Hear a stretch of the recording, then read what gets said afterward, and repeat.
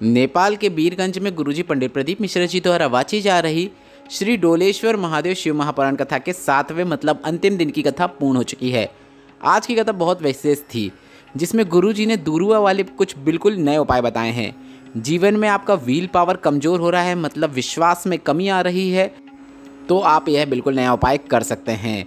अगर आप कोई व्यापार की शुरुआत कर रहे हैं, आपको लग रहा है कि मुझे सफलता मिलेगी या नहीं, तो भी आप यह उपाय कर सकते हैं। किसी परीक्षा या इंटरव्यू में शामिल होने वाले हैं तो आप इस बिल्कुल उपाय को ज़रूर करें।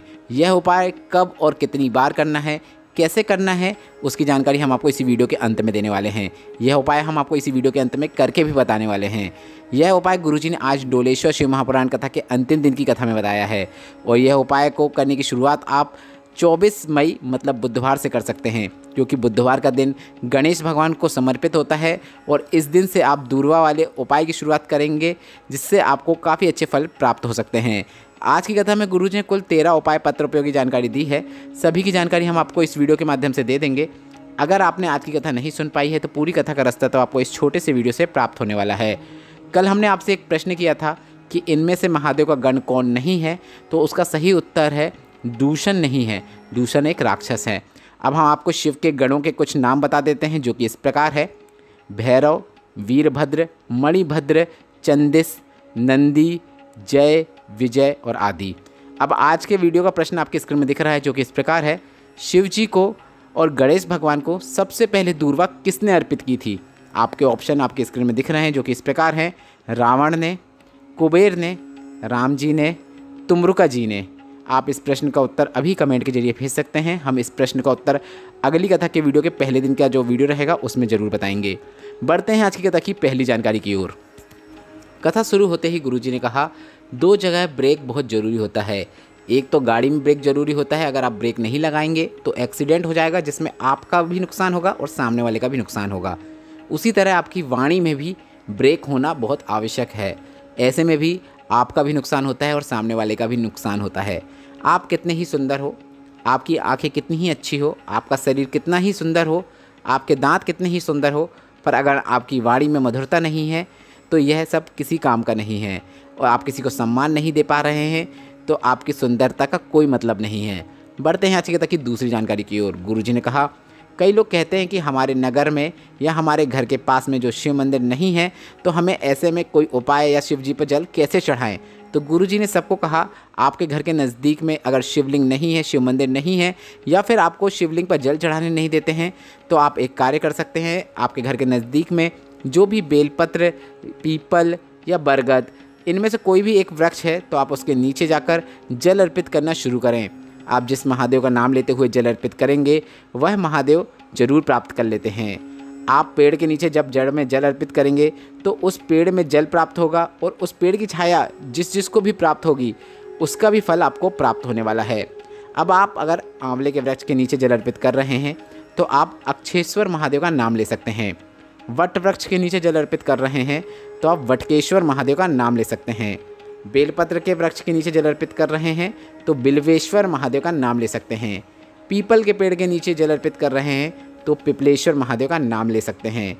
आपको इस बात का ध्यान रखना है कि रविवार के दिन पीपल के पेड़ के नीचे जल आप अर्पित ना करें, क्योंकि पीपल के वृक्ष के नीचे रविवार के दिन जाने से आपके घर में दरिद्रता का प्रवेश हो जाता है। बढ़ते हैं आज की कथा की तीसरी जानकारी की ओर। गुरुजी ने बताया, पशुपतिनाथ व्रत जो कि 5 सोमवार को किया जाता है, बीच में रजोधर्म आ गया या फिर कोई ऐसा व्रत आ गया जो कि आप सोमवार को करते हैं, तो जो व्रत आप करते आ रहे हैं वह व्रत आपको पहले रखना है, और उस सोमवार को आपको नहीं गिनना है। रजोधर्म में भी आपको सोमवार को नहीं गिनना है। अब आप पशुपतिनाथ व्रत की पूजन विधि को भी शॉर्ट में समझ लीजिए। आप सुबह जब भोलेनाथ का पूजन करने जाएंगे तो आप जो थाली लेकर जाएंगे, आप उसमें अक्षत जो भी लेकर जाएंगे, या फिर पीला चंदन जो भी लेकर जाएंगे, या फिर जो भी महादेव को अर्पित करने वाली सामग्री लेके जाएंगे, वह इतनी लेके जाएं कि थोड़ी उसमें बच के आ जाए। आप जो जल एक कलश लेके जाएंगे वो आपको पूरा ही चढ़ा के आना है। इसके बाद आप जो थोड़ी सी सामग्री बचा के आए हैं, अगर कुछ कम पड़ गया है, सामग्री ख़त्म हो गई है, तो आप फिर से उसमें सामग्री मिला लें, और इसके बाद शाम को आपको प्रसाद बनाकर और साथ में 6 दिए लेकर इसी थाली को लेकर शाम को प्रदोष काल में फिर से शिवालय में पूजन करने जाना है। इसके बाद 6 दिए आपको नीचे रख देना है। 6 में से 5 दीपक आपको प्रज्वलित कर देना है, और प्रसाद जो आपने लाया है भोलेनाथ के लिए उसे भोलेनाथ के सामने रख देना है और भोलेनाथ के ही सामने आपको इस प्रसाद के 3 हिस्से करना है। पूजन अर्चन कीजिए। शाम को अगर पंडित जी जल और अभिषेक करने से मना करते हैं तो कोई दिक्कत नहीं है, आप जल भी मत चढ़ाइए, अभिषेक भी मत कीजिए, ऐसा में भी चलेगा, ऐसे में भी कोई दिक्कत नहीं है। इसके बाद जो आपने एक दीपक लाया है और जो प्रसाद का एक भाग है उसको आपको अपनी थाली में वापस रख देना है। प्रसाद के दोनों भाग को नीचे ही रखे रहने देना है। प्रसाद जो भी आप लाएंगे उसको आपको शिवलिंग के ऊपर अर्पित नहीं करना है, उस प्रसाद को आपको शिवलिंग के नीचे ही रखना है। दीपक भी आपको शिवलिंग के नीचे ही प्रज्वलित करना है, शिवलिंग से थोड़ा दूर ही दीपक प्रज्वलित कीजिएगा। पहले सोमवार को ही आपको मनोकामना करना है। भोलेनाथ से आप जिस उद्देश्य के लिए पशुपतिनाथ व्रत रख रहे हैं वह बोल सकते हैं। हर सोमवार को आपको मनोकामना बोलने की ज़रूरत नहीं है। अब घर आने के बाद आपने घर के मुख्य द्वार के पास आपको खड़े हो जाना है। फिर मुख्य द्वार के जो सीधा हाथ की ओर स्थान होता है वहाँ पर आपको बैठ जाना है और बैठने के बाद आपने जो एक दीपक मंदिर से लाया है उस दीपक को श्री शिवाय नमस्तुभ्यं बोलते हुए प्रज्वलित कर देना है। दीपक प्रज्वलित करने के बाद बाबा से निवेदन करना है कि बाबा यह मेरा घर है, आपको इसी घर पे अपनी कृपा दृष्टि बनाए रखना है और मेरी यह मनोकामना है। जो भी आपकी मनोकामना है आप वह मनोकामना एक बार और बोल सकते हैं। इसके बाद आपको घर के अंदर प्रवेश कर लेना है और आपको भोजन करना है और भोजन करने से पहले आपने जो प्रसाद का एक भाग लाया है उस भाग को प्राप्त करना है, खाना है, भोजन ग्रहण करना है। और आपको इस बात का ध्यान रखना है जो प्रसाद आपने लाया है मंदिर से उसको किसी को भी नहीं देना है। पूरा का पूरा प्रसाद आपको ही खाना है, वह पूरा एक भाग आपको ही खाना है। किसी के साथ छोटे बच्चे हो या कोई बड़ा हो उसको आपको वह प्रसाद का भाग नहीं देना है। 5 सोमवार आपको सुबह और शाम इसी प्रकार से पूजन अर्चन करना है और 5 सोमवार की शाम को आपको मंदिर में 11, 21 या फिर जो भी आपको दक्षिणा सही लगे उसे नारियल के साथ लेकर जाना है। साथ में आपको 108 सामग्री भी लेकर जाना है। आप चाहो तो चावल के 108 दाने भी ले जा सकते हैं या फिर 108 बेलपत्र या फिर 108 मूंग के दाने या फिर 108 कमल गट्टे या फिर 108 धतूरा भी आप शिवलिंग पर अर्पित कर सकते हैं। बस इस बात का ध्यान रखें, चीज़ एक ही होना चाहिए जो 108 बार हो। आप अन्य सामग्रियों को मिला के कुछ दाने किसी के कुछ दाने किसी करके ऐसे करके आप 108 ना करें। श्री शिवाय नमस्तुभ्यं बोलते हुए दक्षिणा और नारियल शिवलिंग के नीचे थोड़ी दूर रख दें और साथ में 108 जो सामग्री लाई है उसे आप शिवलिंग पर अर्पित कर दें। बस इतना ही करना है। जिस मंदिर पे आपने पहला सोमवार का व्रत किया है, पूजन किया है, 5 सोमवार भी आपको उसी मंदिर पे पूजन अर्चन करना है।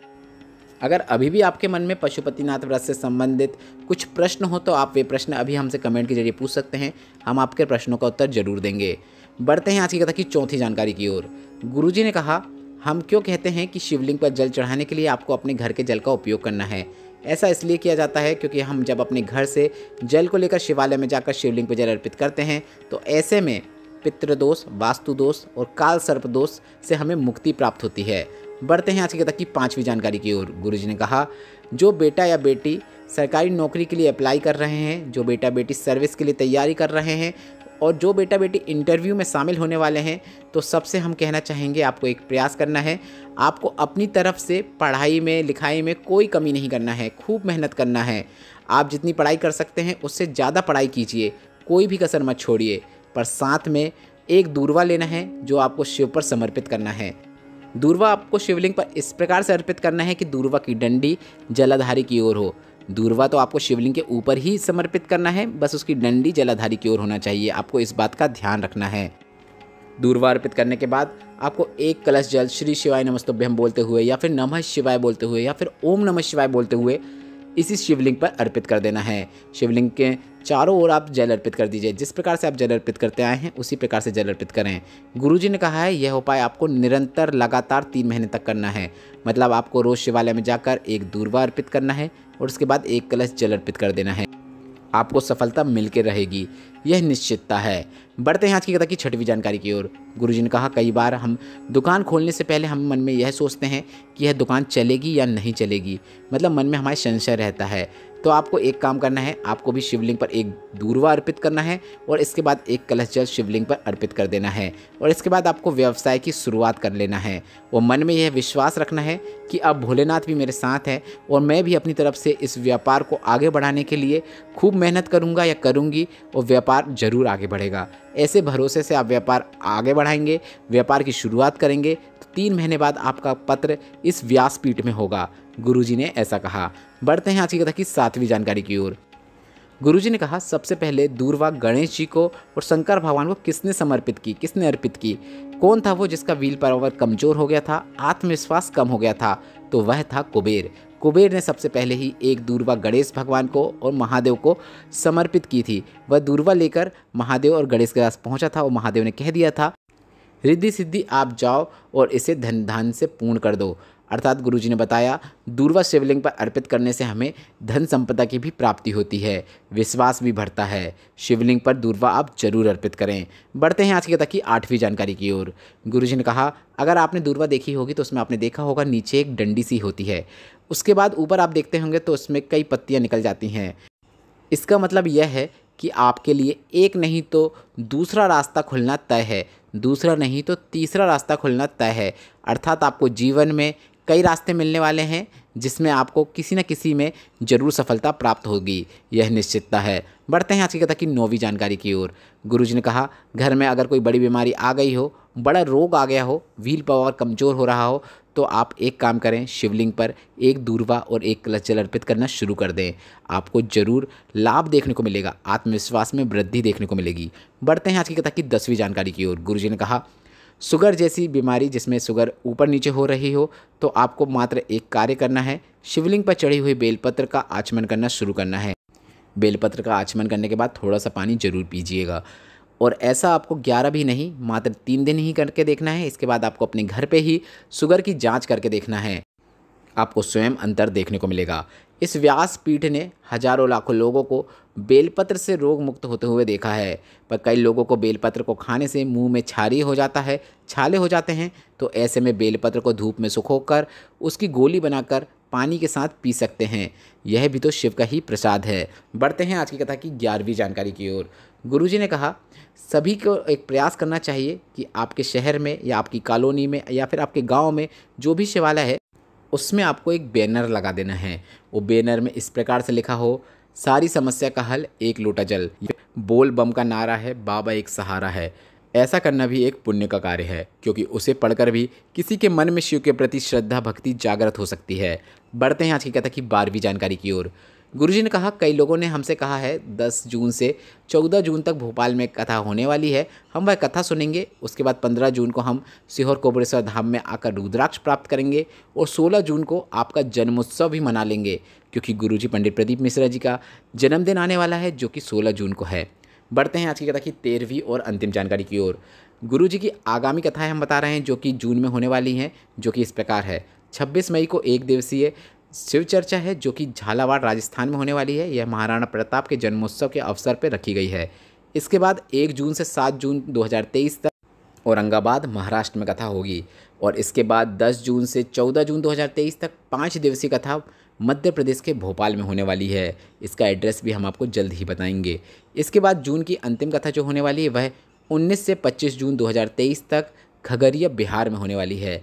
आज की कथा आपको कैसी लगी? उपाय से संबंधित अगर अभी भी मन में आपके कोई प्रश्न हो तो वे प्रश्न आप हमसे कमेंट के जरिए पूछ सकते हैं। आज की कथा से अगर आपको आनंद की प्राप्ति हुई है तो इस वीडियो को लाइक करके कमेंट बॉक्स में हर हर महादेव टाइप करना मत भूलिएगा। श्री शिवाय नमस्तुभ्यम। हर हर महादेव।